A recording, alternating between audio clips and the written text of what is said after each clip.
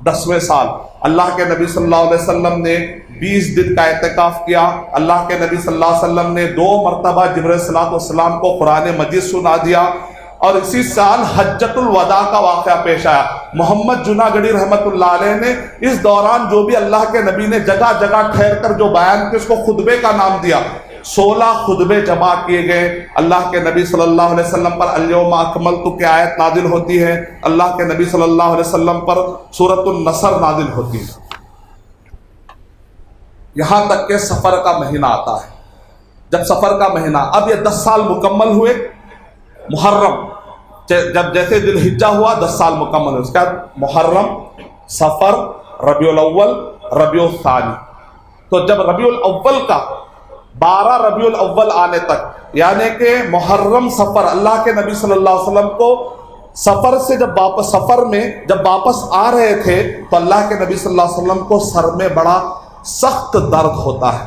اللہ کے نبی صلی اللہ علیہ وسلم واپس آتے ہیں اور کئی دن اللہ کے نبی صلی اللہ علیہ وسلم کو یہ درد ستاتا ہے، یہاں تک کہ آخری کے 5 دن باقی رہ جاتے ہیں. اللہ کے نبی صلی اللہ علیہ وسلم امامت بھی کرواتے ہیں. پھر اس کے بعد درد زیادہ شدید ہو جاتا ہے.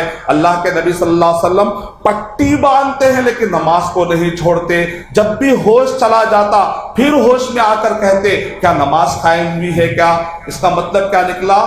مومن کے لیے نماز جو ہے روح سے بھی زیادہ امپورٹنٹ. یا موت ہو رہی ہے، روح نہیں کر رہی ہے، اس کی پرواہ نہیں ہے، نماز قائم ہوئی کیا؟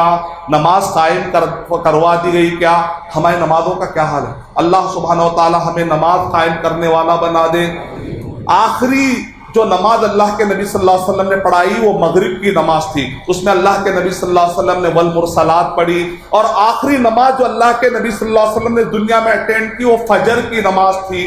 فجر کے ٹائم پہ، یعنی کہ آخری کے 5 دنوں میں اس کے بعد 1 دن گزر گیا، اس کے بعد اور 3 دن ابو بکر رضی اللہ تعالیٰ عنہ امامت کروا رہے ہیں.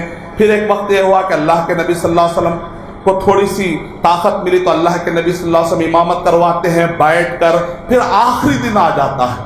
اللہ کے نبی صلی اللہ علیہ وسلم کا جو آخری دن ہے 12 ربیع الاول. 9 ربیع الاول کو اللہ کے نبی صلی اللہ علیہ وسلم پیدا ہوئے کنفرم ڈیٹ کے مطابق.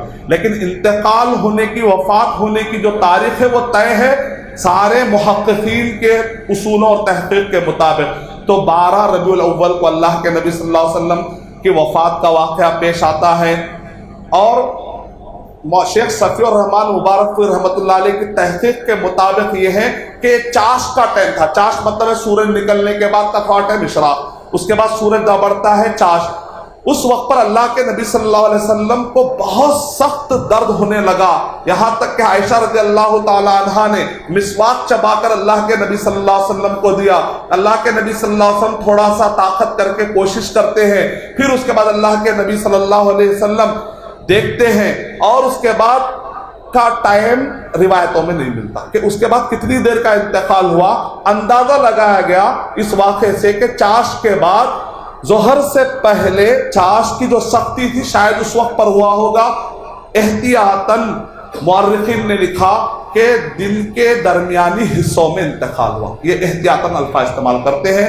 شیخ صفی الرحمان وارق رحمۃ اللہ علیہ نے کنفرم کرتے ہوئے کہا کہ چاشت کا جب وقت زیادہ گرمی والا ہو گیا، اشتدت حرارت الضحیٰ توفی النبی صلی اللہ علیہ وسلم، تو اللہ کے نبی صلی اللہ علیہ وسلم کا انتقال ہو جاتا ہے. اللہ تعالی ہمیں صحیح راستے پر چلنے والا اور صحیح راستہ بتانے والا بنائے.